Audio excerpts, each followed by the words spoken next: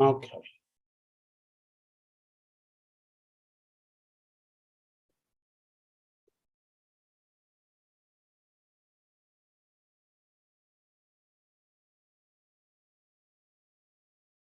All right. So as I mentioned, our next topic is facilitation skills. This is going to take us probably 2, 3 weeks to get through, maybe a little more than that.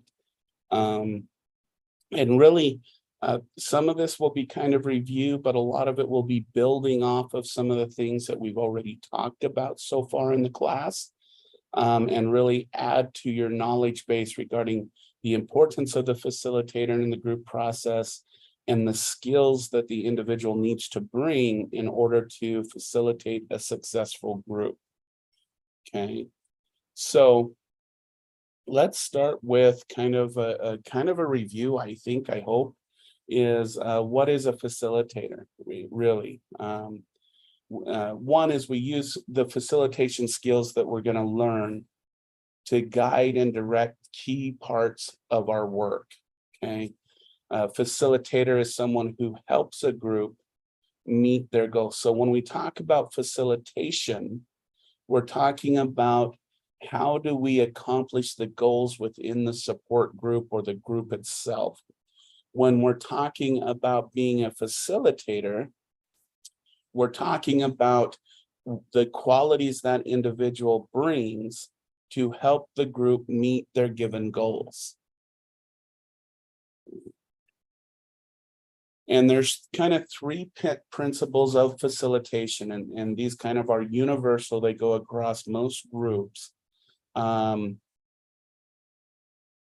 is that in effective facilitation, we draw out opinions and ideas, specifically usually on a given topic.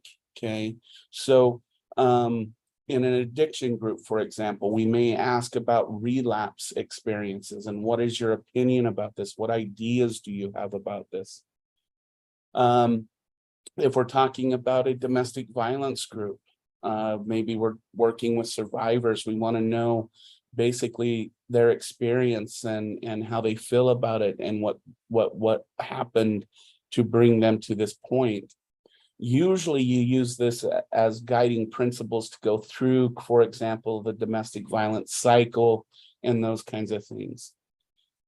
Now, this is an important aspect because in a lot of ways, group work is about getting an individual from one state of being to another state of being. So for addiction, it's either abstinence or controlling their consumption. Okay, one of those two goals is the main goal of addiction counseling. So we focus on the how and we focus on the what.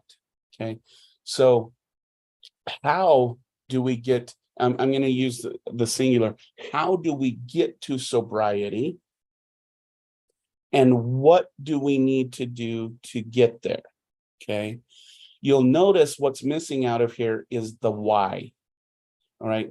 Now you will hear a lot of whys when you have individuals expressing their thoughts and their ideas and what has happened to them. But that really shouldn't be the facilitator's goal. Okay. I often call this when a counselor focuses on the why of something, I call this counseling voyeurism. Because unless the client is expressing themselves and you're sitting there getting the how and what, unless you're focusing on the why, and you're sitting there listening to their story and that's all that you're processing, you're being more of a voyeur than a helper. And so think about that as when you do ask about a person's experience, don't focus specifically on why that happened to them, but on the how can we use what's being told to us to get where we need to go with a goal, or with for example, sobriety or getting over trauma. Okay, and then the third one is never take sides. Now, this is again a skill that needs to be learned, because a lot of times I've seen doing supervision that a lot of novice facilitators will unconsciously take sides with certain people versus others. And usually, and to be honest about this has to do with a lot of cognitive biases. Going back to what I said about social identity theory, we tend to gravitate towards those people who are like us and distance ourselves from people who are unlike us. So I have seen in this situation where a facilitator will unconsciously gravitate towards individuals who speak the same language, maybe even the same education level, maybe the same life experience, and they'll fade away from the individuals who are not like them. So this is something to be consciously aware of. It's not something that comes natural and says, oh, I won't get into favoritism, because it is a natural human bias to do that, either on a conscious, subconscious, or unconscious level. So kind of keep that in mind as far as never taking sides. Another aspect of good facilitation is that we want to encourage our participants. We do that through a couple means. One is setting up a safe, comfortable environment. And so this is bullet point number one: check for comfort levels. Notice when somebody is getting non-verbally agitated or isn't engaging in the group. Notice by looking at your individuals about where they are in comfort level. If there's kind of slouched down and paying attention, that's a good state to be in. If they seem to be in high tension, then that denotes uncomfort. And that's where you will stifle the conversation in the group setting. Allow all ideas to be heard. Okay. Now, here in a while, we'll learn about, because in the group setting, we have limited time. So we can't process just one person's ideas for the entire group. We have to do what's called time sharing. So we will talk about how do we get our group participants to be able to express what they need to express, but not monopolize all of the time. And that will come when we talk about the experience as a group member later in the course. Make members feel good about their contributions.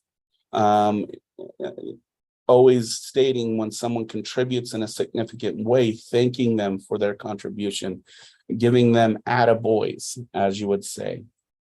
Ideas and decisions should be group nominated. So once you set up the group rules and the group structure, the group should take over the process of deciding what is important and what is not. How they want the group to be facilitated, in a sense, or not facilitated, but processed. Okay. And then, of course, the last is, in order to encourage participation, is be supportive. When you notice a group member that does not participate very much, but then state something in a group, be supportive in that. Say thank you. All of those kind of, again, those attaboys and encouraging those individuals in a very supportive way.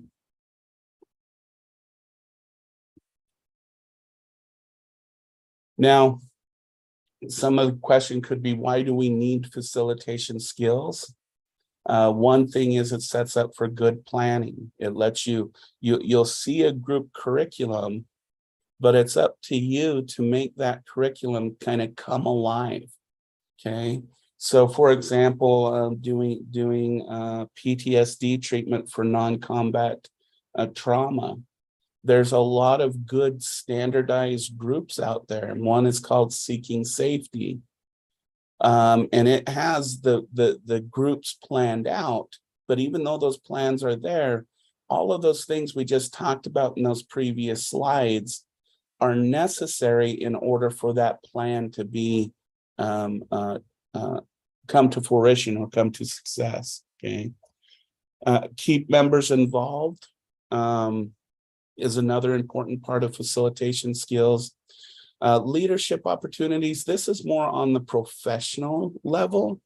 So this is outside the group, but when you effectively develop good facilitation skills, it can become applicable in other areas of your life, such as leadership opportunities, community engagement opportunities, and those kinds of things. And of course, increase your skill levels. I will say, I've been doing this for over 25 years, and I continually learn good things. Also, through developing good facilitation groups, skills, not groups, skills, you can communicate better, and you can resolve conflicts a little bit better. So the point I want to make with this slide is, when we're talking about these skills, don't isolate them just to the group setting. Use these to develop yourself professionally, interpersonally, and in all aspects of your life. So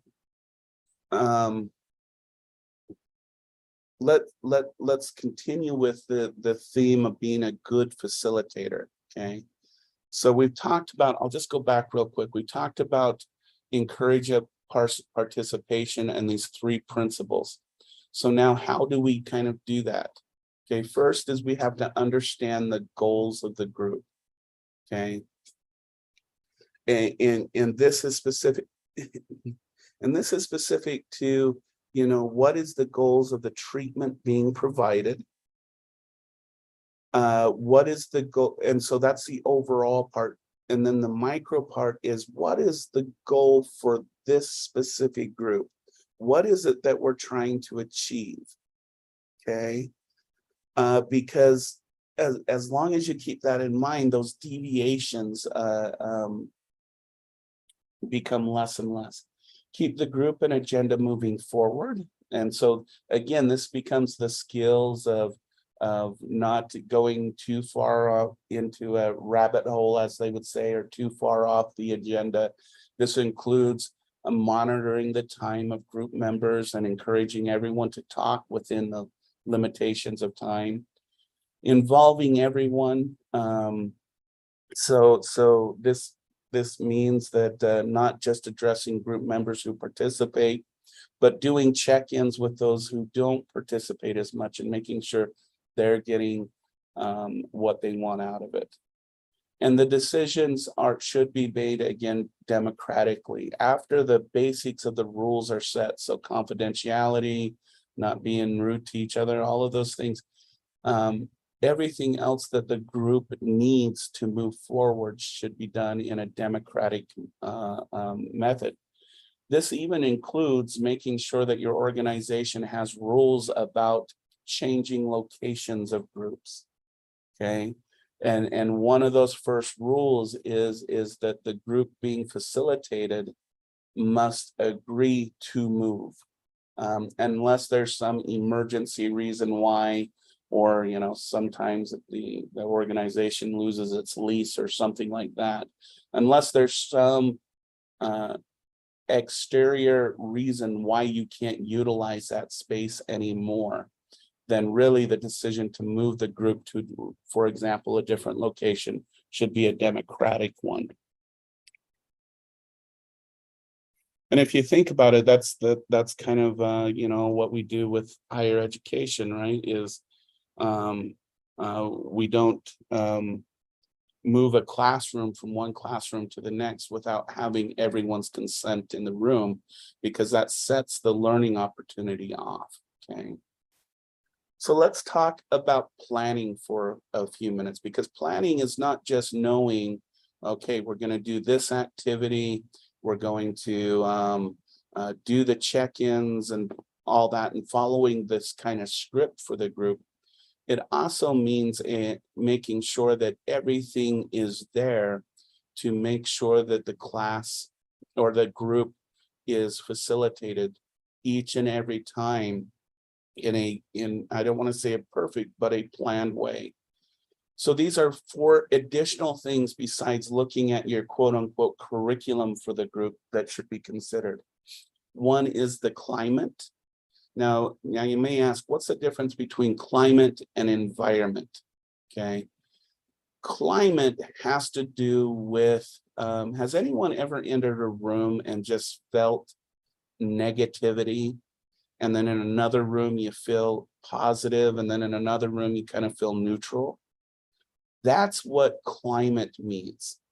So when planning for a group, when you enter that place, being in tune to how that place makes you feel, because, you know, for example, if it's darker and it's dingier, it's dirty, people tend to get into that environment and feel like it's just, you know, you don't want to be there, okay, in a sense. Okay, now again, and then the other part of climate is checking yourself, making sure that you are in a positive frame, and letting go of anything earlier that has happened in your life, like an argument with a partner or family member, or a bill that is due, and you found out from HR you're not going to get paid, you're going to be paid. All of those things, they need to stay out of there so that you're entering that climate in a positive mind frame. The environment, again, it's connected to climate, but the environment is this environment conducive to change? Okay, is there is the environment just there to meet, or is it prepared to meet? So, you know, the probably the best example I could give is doing domestic violence survivor groups. One environment that I facilitated in was in the basement of a really, really old church. And you could see, you know, the water pipes and the electric pipe, because it was so old, everything was electricity, and everything was structured on the outside of the frames instead of inside. It was very dirty. It was close to the laundry, so you could smell the wonderful smell of non-cleaned laundry rooms. And facilitating in that environment was very difficult, because you could feel that kind of, going back to climate, that kind of negativity in it. Versus another place that I facilitated in, it was a home that was retroed into a counseling center, and it had a lot of good sunlight. The walls were clean. It didn't have like distracting posters all over the place. It was kept clean, and all of those things. The difference between those two environments is they both had the same clinical population, but the dropout rates in the church, the negativity of the clients, it was hard to get them cohesive and working together in that environment. But in the other environment, they were very, just right from the beginning, really wanting to be there. Okay, and that's what we mean by planning a good environment. Okay, logistics, you know, is just making sure that you have all your materials ready, that the building's going to be unlocked at the right time. Yes, I have had that happen before. I've got the church is a good example. I'd get there, I forgot to call the groundskeeper and say, hey, unlock the door. And we'd show up and the door was locked, and then all the group members were sitting outside until we could get someone there to unlock the door. So even those little details of making sure you have access to your space, making sure that if you provide, you know, snacks or anything, making sure that they're there and available beforehand. So that's all the logistics stuff. And then, of course, there's the room arrangement. And again, you could set this up on your own in just a basic circle, those kinds of things.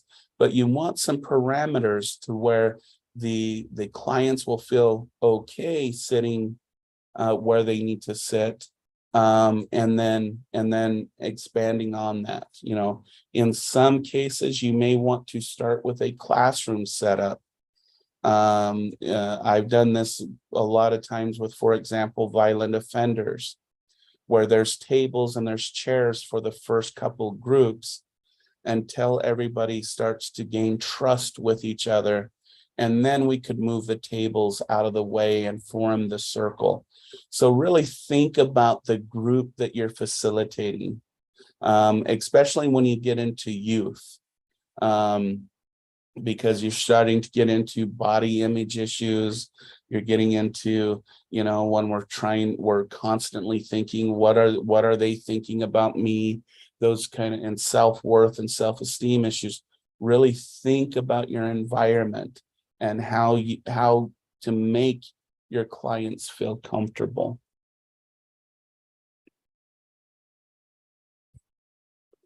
And then we've talked about this in the introduction, but these are some things that should be of your basic ground rules that you set when you get into a group. So you can have these on one of those whiteboards or written on those big paper tablets. Just common ground rules, you know, and these are just basic. I'll just go through them real quick. One person at a time. Raise your hand, listen to others, no mocking it or attacking. And sometimes I've had to stop there and give some examples of mocking and attacking, because I learned that in some cases, people don't realize that they're doing that. They feel like they're giving feedback, or telling their opinion of something, but the way it comes across is a difference. Be on time, and respect each other. And I'll tell you that be on time will start to become self-reinforcing by the group. And so the reason why you want to establish that rule up front is so that when someone comes in late and they feel that social exclusion, that they understand why. And understand, you know, there has to be some consistency behind being at the group. Otherwise, there's social consequences for doing that. And then respect for each other. And again, I usually provide a few examples of what respect looks like. And I go back to allowing a person to fully talk, raising your hand, listening, and those kinds of things. The other thing that isn't, I think it's, we're going to talk about somewhere, informed consent, which talks about confidentiality, these ground rules, those kinds of things. And just going back to this one too, I would put it on one of those big paper things, and what I would do, recommend, is leave some room here at the bottom and say, okay, these are the rules that we have for the group. Is there any additional rules we would like to add? Okay.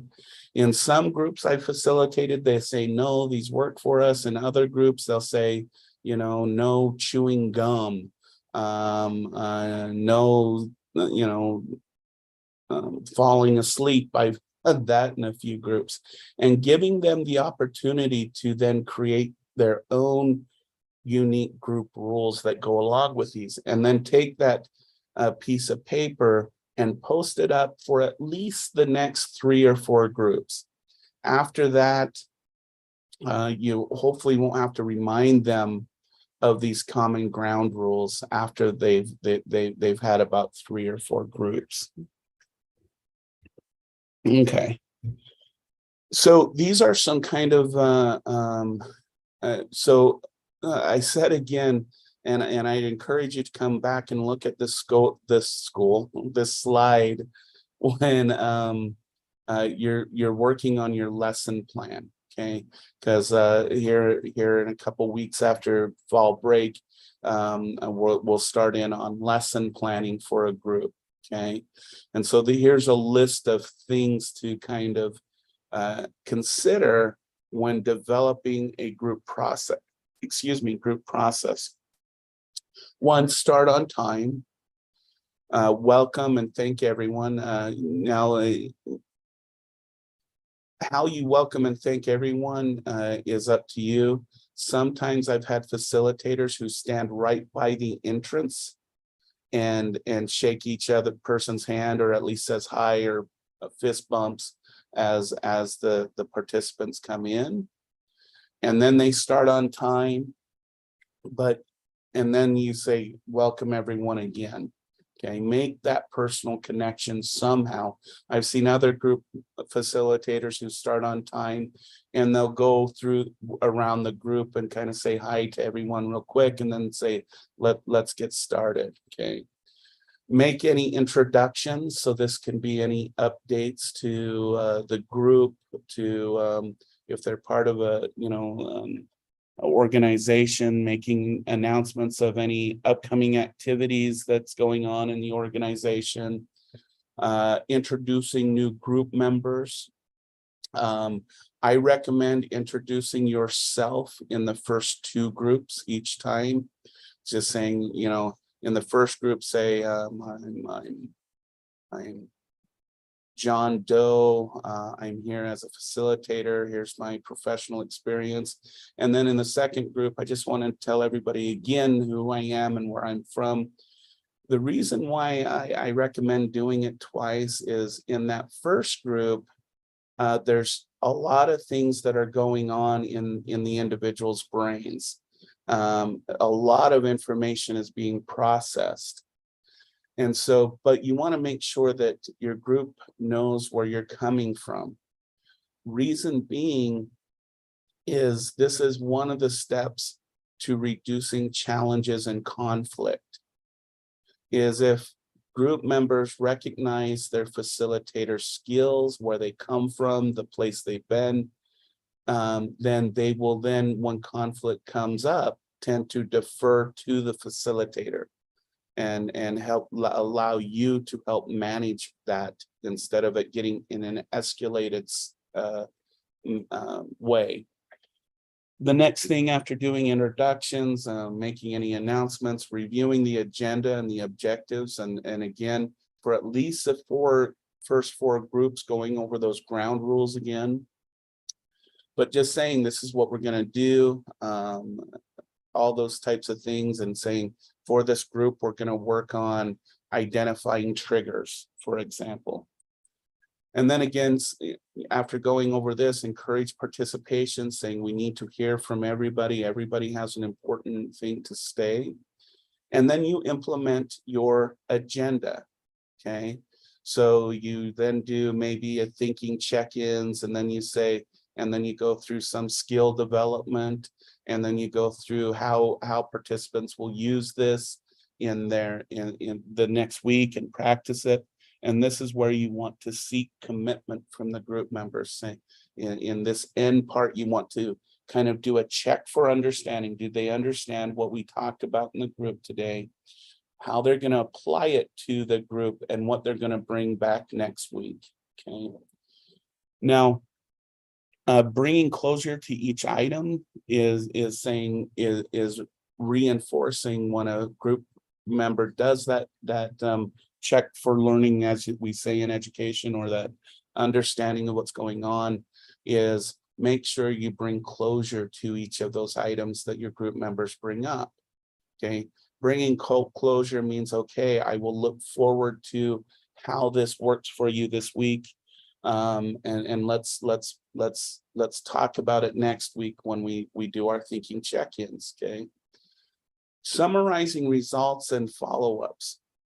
So this is something that I see a lot of group facilitators skip, but I will tell you, if you do it effectively, your group will really respond to you. Because what you're showing as a facilitator is that you listen to everyone during the entire group and you are a part of the process. So this is simply saying, so based on what everybody has said today, this is what we talked about. This is the things that we talked, and you can even, and I'll tell you at this part, bringing up examples like Jill said about when her ex-husband comes around, she starts to feel pity, blah, blah, blah. This is an example of can be an example of entrapment or something like that. Okay, I'm going off the cuff on this one, sorry.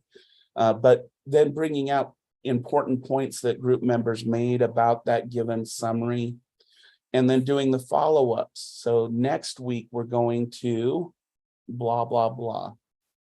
Then thank everyone for participating, and then close the meeting. Now, I will say with start and close meetings, if you're working within a cultural context, make sure you make your start and close, well, the whole group should be, don't get me wrong, but make sure that your group start with something cultural meaningful and cultural ending. Okay, so I'll bring up some examples. So for example, working at the TOCC, we start every single meeting with a prayer.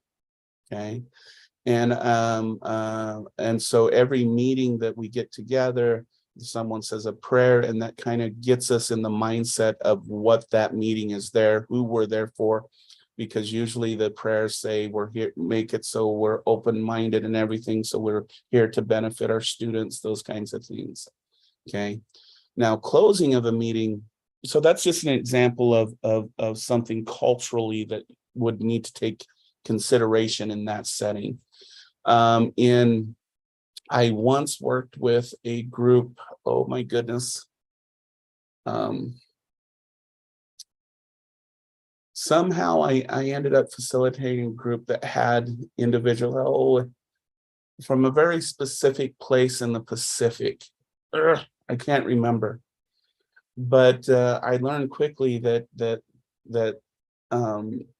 the start of something in their culture started with a lighting of a torch or something. And then the end of that event, it ended with the blowing out the torch. So with that particular group, and I apologize, I can't remember which area they were from the Pacific Rim. So we would start the group by ceremonially lighting a candle.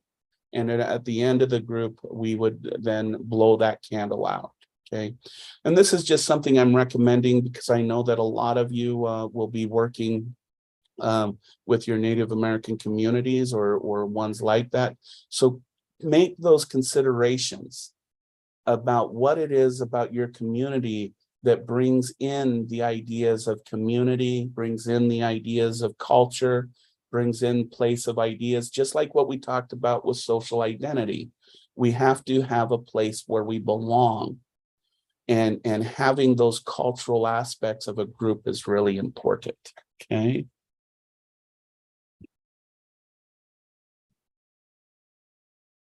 So again, we will talk about this more in detail when we get to conflict resolution, those types of things. But another facilitation skills is preventing disruptions or people monopolizing time. The first aspect, the first skill is to get agreement early, okay? And in some groups, I'm going to be honest with you, in some groups, they made the group rule that they would have a timer. So they had one person in the group, or they would share the responsibility that when somebody did, for example, a thinking check-in, they were given, they would twist a little dial on something or something like that, or have a little stopwatch, and they would each give each other 3 minutes, okay? And so allow your group to make those kind of rules based on the agreement you make earlier in the group, okay? Listen and show respect.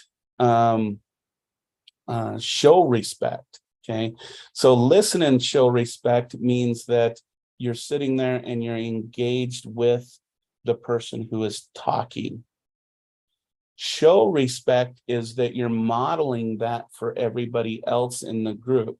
So not only are you focusing on that individual while they're talking, you're doing a little check with everyone else to see how they're responding to you and the way you're um, um, interacting with that individual. Learn expectations. So this is on one end, knowing what your group members are expecting from the beginning, and then putting that within the guidelines of the group. But also this is starting to learn the personality of each of your group members, knowing which ones are kind of rough around the edges, quote unquote, which ones tend to be more quieter, and learn the expectation of that so that you can interact with them in a consistent way. So and this goes into number 5 about staying cool. Knowing who, quote unquote, the hothead is, or the person who likes to stir up trouble. A lot of times what they're looking for is to get the facilitator worked up and get the facilitator that, because that gives them a very specific amount of power that then you no longer have control of your group. A good example of this is when I did domestic violence offender groups. Okay, if you think about domestic violence offenders, they're looking for power and control. They thrive off of that in a lot of ways. And I'm talking about the stereotypical domestic offender. Okay, so just keep this in mind. So a lot of times in offender groups, they will vie for who the alpha male is in the group. They will, and one way that they'll do that is to try and push the facilitator. Okay, they'll get on they'll learn something about the facilitator and then push that button. In one offender group, I was co-facilitating with a female who identified as LGBT. And she very much was very proud of her identity and didn't sway around expressing it in the group. Okay, well, some of the group members picked up on that, and so they would make snide little comments like, "You as a lesbian wouldn't understand, so you don't understand male issues. Um, you know, gay is." I even heard this one: "Gay is a sin," and they'll pick at that. They won't do it in a very direct way, but they'll pick and pick and pick until the facilitator, in this case, she actually did end up losing her cool. And when she did, the group member got up, the main one, and said, "Ha, I got you. You don't got me. I'm in charge." And that's what that individual did. And so identify those times that in certain groups, especially if you're working with offenders, understand that some of them are going to do kind of the ice pick on you until they feel like they have the control. Now, that's not every group, okay, but there are going to be times where clients are going just to push you the wrong direction. And you got to remember that group is not about you, it's about them. And you should not have any of your life disrupted, your emotional state disrupted because of issues within your group. Okay. So we'll end with this today, since we've already kind of touched it a little bit. And again, we will practice these skills a little bit later. I've already touched on, so this is interventions for disruptors. Okay, we've talked about individual domination and how they'll do that to the facilitator, and they'll try to dominate time over the other group members. This is, again, one of the ways to intervene on this is to make sure that you've all agreed on those group rules, which provides everyone with equal time. You don't do those. And when individuals start to dominate, you don't have to focus on them, but in a few minutes to say, hey, group, let's take a break. Let's do a break and then have them come back and just say, okay, I want to remind everybody of our group rules. Let's keep this in mind. And that goes into the intimidation. Tension I've seen tension in two ways. Tension is when individuals will use both short verbal statements and nonverbal aggressive stances to get other people in the group to feel like to intimidate the group itself. Other forms of tension is when group members bring their outside world into the group. And this can again be facilitated in different ways. One, if you have a supportive group, you can halt the process and say, hey, I noticed that you're crying a lot today. It seems like you're not here. Is there something we can do to help you? And say the word we. Now that's if you have a supportive group. In some groups where you're having a hard time getting the group to come in, that's where you can just halt the group, take the individual and have a one-on-one conversation with them.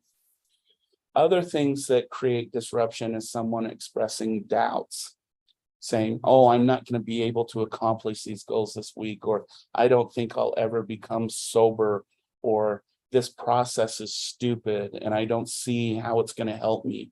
Okay. Now, the thing is it's important to allow someone to express their doubts, because if you don't allow them to express the doubts there and then and address it there and then, it's going to continue to be a disruptor through the group. Okay. We talked about this a little bit. And again, I hate saying I'm pausing on this because I'm really not, because this comes into understanding from being a group member. And so I know on a few of these I say pause, we'll talk about it later, and I apologize for that. But side conversations, we've brought this up in the class already. How do you deal with cliques? If these fail, the last resort is then to reorganize the group and start over. So that's kind of where we're at. All right. So I want to end here because the next thing that I want to start on is emotional intelligence and how it plays a role as far as a facilitator is concerned. So I'm going to stop sharing and I'll turn off our